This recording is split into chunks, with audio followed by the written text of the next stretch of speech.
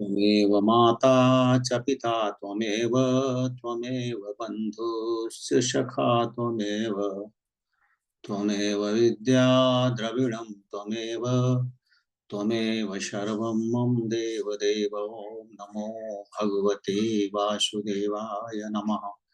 ॐ नमो भगवते वासुदेवाय नमः। देवियों एवं सज्जनों, गोस्वामी तुलसीदास जी महाराज द्वारा विरचित श्री रामचरितमानस के बालकांड में निहित कतिपय प्रसंग आपके समक्ष प्रस्तुत करने हेतु उपस्थित हूं। विवेकशील श्रोतागण, सनातन धर्म के प्रति आस्था रखने वाले, प्रभु श्री राम के श्री चरणों में अनुराग रखने वाले प्राणी इस घोर कलियुग में श्री रामचरितमानस का पारायण करके, श्रवण करके, उनके अंतर्निहित गूढ़ तत्वों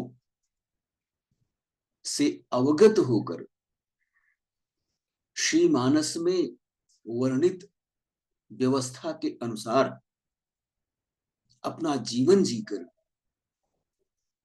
न केवल इस भौतिक युग में सुख, शांति एवं समृद्धि प्राप्त कर सकते हैं, अपितु भवसागर के बंधन से भी मुक्त हो सकते हैं। प्रभु श्री राम मानव देह धारण कर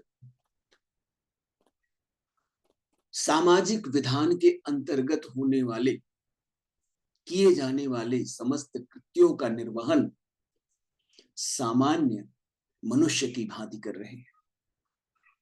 वे महाराज जनक द्वारा आयोजित धनुष यज्ञ में भाग लेने के लिए मिथिला पधार चुके हैं। श्री राम जी का विवाह जगत जननी माता जानकी के साथ सुनिश्चित है। उसे ब्रह्मा की लेखनी भी नहीं टाल सकती है, क्योंकि वे आदि हैं, अनंत हैं, अखंड हैं।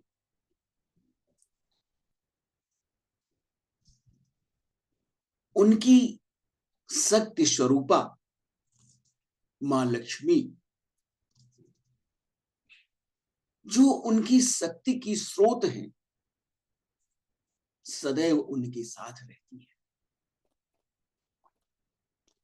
नीके निरखी नयन भरी शोभा, पितुपनो सुमिरी बहुरी मन क्षोभा।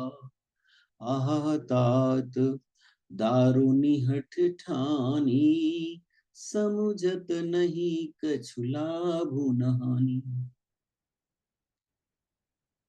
सीता जी श्री राम के बाल्य अवस्था को देखकर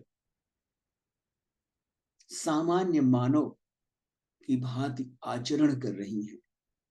वे प्रभु श्री राम के स्वरूप से परिचित हैं, उनकी शक्ति से भी परिचित हैं, किंतु मानव योनि धारण करने के कारण वे इस भ्रम में हैं, संदेह में हैं कि श्री राम जी धनुष को तोड़ पाते हैं अथवा नहीं।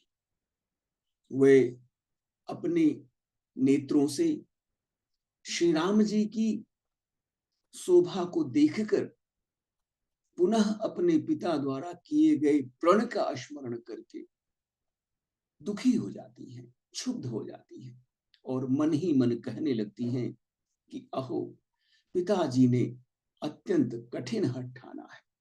वे लाभ हानि कुछ भी नहीं समझ पा रहे। सचिव सभय सिख देई न कोई, बुध समाज बड़ अनुचित होई। कहाँ धनु कुली सहु चाही कठोरा, कह श्यामल मृदु गात किशोरा। मंत्री सब भयभीत हैं, इसलिए उन्हें कोई इस बात की सीख नहीं दे पा रहा है। पंडितों की सभा में, विद्वानों की सभा में यह अत्यंत अनुचित हो रहा है। कहाँ तो वज्र से भी कठोर धनुष, और कहाँ ये कोमल शरीर धारण कर किशोर श्याम सुंदर। विधि के ही भांति धरौर धीरा, सिरस सुमन कन बेधिय हीरा।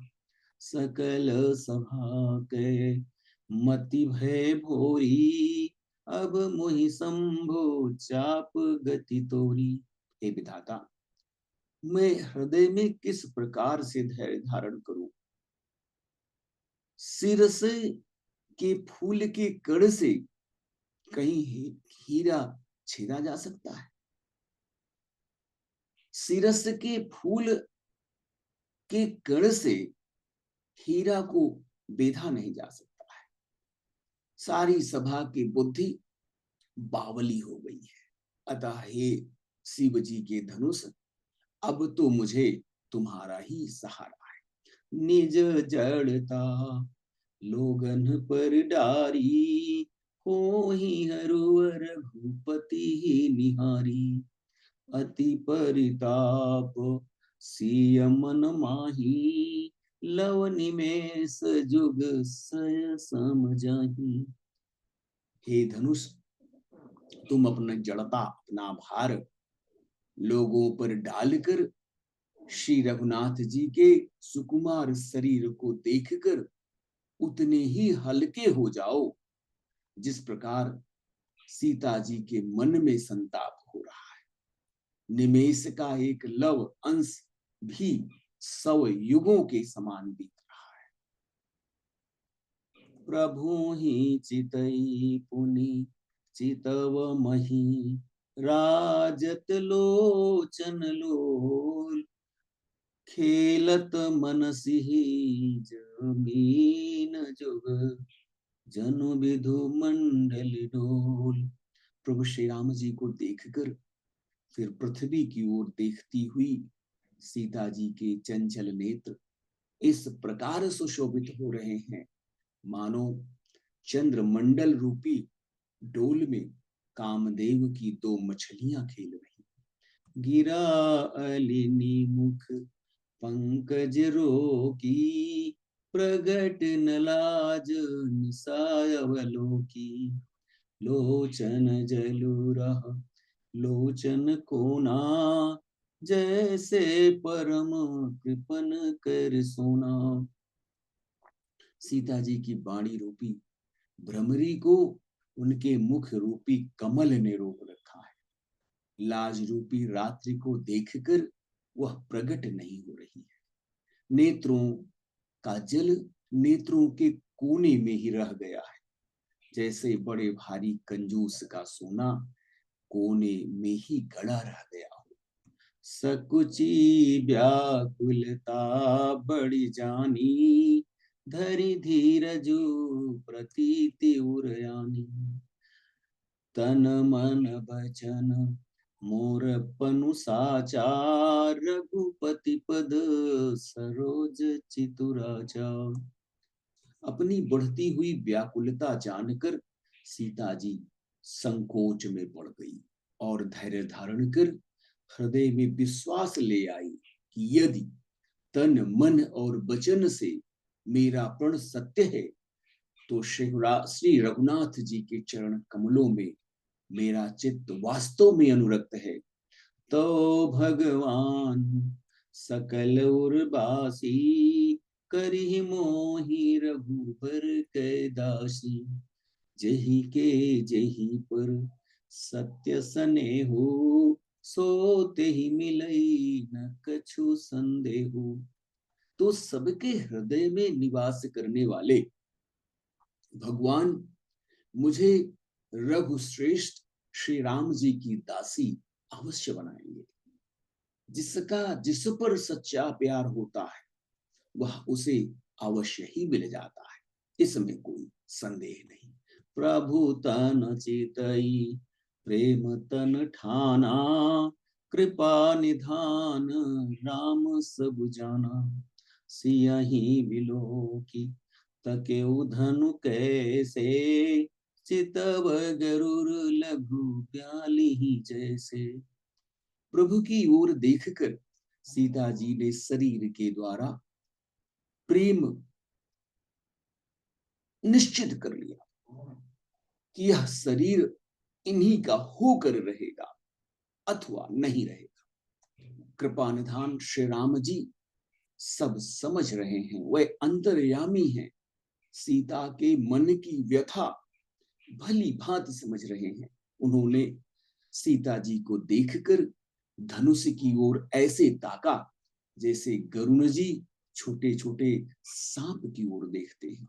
लखन लख्यो रघुवंश मणि, ताक्यो हर को दंड, पुलकी गात बोले बचन, चरण चापी ब्रह्मांड। इधर जब लक्ष्मण जी ने देखा कि श्री रघुकुल मणि शिरोमणि श्री राम जी ने शिव जी के धनुष की ओर ताका है, तो वह शरीर से पुलकित हो ब्रह्मांड को अपने चरणों से दबाकर इस प्रकार वचन बोले। देसी कुंजर हूं कमठ यही कोला, धरहु धरनी धर धीर न डोला। रामु चहहि शंकर धनु तोरा, हो सजग सुनिया यशु मोरा। हे दिग्गजों, हे कक्षप, हे शेष, हे वाराह, धैर्य धारण कर पृथ्वी को थामे रहो, जिसमें यह हिलने न पावे। श्री राम जी शिव जी के धनुष को तोड़ना चाहते हैं। मेरी आज्ञा सुनकर सब सावधान हो जाओ। चाप समीप राम जब आए, नर नारी सुर सुकृत मनाए। सब कर संसो अरु अज्ञानु, मंद महीपन कर अभिमानु। श्री राम जी जब धनुष के समीप आए तब सभी स्त्री पुरुषों ने और देवताओं को उनके द्वारा किए गए पुण्य का स्मरण किया। सबका संदेह और अज्ञान, नीच राजाओं के अभिमान, भृगुपति करी भृगुपति केरी गर्भ गरुआई, सुर मुनि बरन केरी कदराई। सिय कर सोचु जनक पछतावा, रानिन कर दारुण दुख दावा। परशुराम जी के गर्भ की गुरुता, देवता और श्रेष्ठ मुनियों की कातरता, भय, सीता जी की सोच, जनक का पश्चाताप और रानियों के दारुण दुख का दावानल। शंभु चाप बड़ बोहित पाई, चले चढ़े जाई सब संगु बनाई। राम बाहुबल सिंधु अपारो, चहत पारु नई को कड़हारो। ये सब शिव जी के धनुष रूपी बड़े जहाज को पाकर समाज बनाकर उस पर विराजमान है। ये श्री राम जी को भुजाओं के बल रूपी अपार समुद्र के पार जाना चाहते हैं, किंतु कोई खेवनहार नहीं है, कोई केवट नहीं है। राम बिलो के लोग सब चित्र लिखे से देखी, चितई सीय कृपायतन जानी विकल विशेष। श्री राम जी ने सब लोगों की ओर देखा और उन्हें चित्र में लिखे हुए से देखकर फिर कृपाधाम श्री राम जी ने सीता जी की ओर देखा और उन्हें विशेष रूप से दुखी माना, व्याकुल जाना। श्री हरि विष्णु के अवतार मर्यादा पुरुषोत्तम प्रभु श्री राम भोलेनाथ के द्वारा रखवाए गए पिनाक धनुष को तोड़ने जा रहे हैं। वह साधारण धनुष नहीं है, संपूर्ण ब्रह्मांड से संबंधित है। भगवान परशुराम ने शिव की आज्ञा अनुसार उस धनुष को महाराज जनक के राजमहल में सुरक्षित रखवाया हुआ है कि त्रेता युग में मर्यादा पुरुषोत्तम श्री राम उस धनुष को तोड़कर अपने स्वरूप का परिचय देंगे और माता जानकी से उनका ब्याह होगा। लखन लाल जी शेषावतार है, वे इस पृथ्वी के भार को धारण किए हुए हैं। अतः पृथ्वी को धारण करने वाले लखन लाल जी धनुष भंग के समय होने वाले घटनाओं से, उथल पुथल से भली भांति परिचित है। अतः वे कक्षपों को, वाराहों को व अन्य अनेक देव जो इस धरा को धारण किए हैं उन्हें सचेत करके कहते हैं कि सभी सावधान हो जाओ, श्री राम जी धनुष तोड़ने जा रहे हैं। और उस धनुष भंग के पश्चात यदि सभी सावधान नहीं हुए तो ब्रह्मांड में भयंकर अनिष्ट की आशंका हो जाए।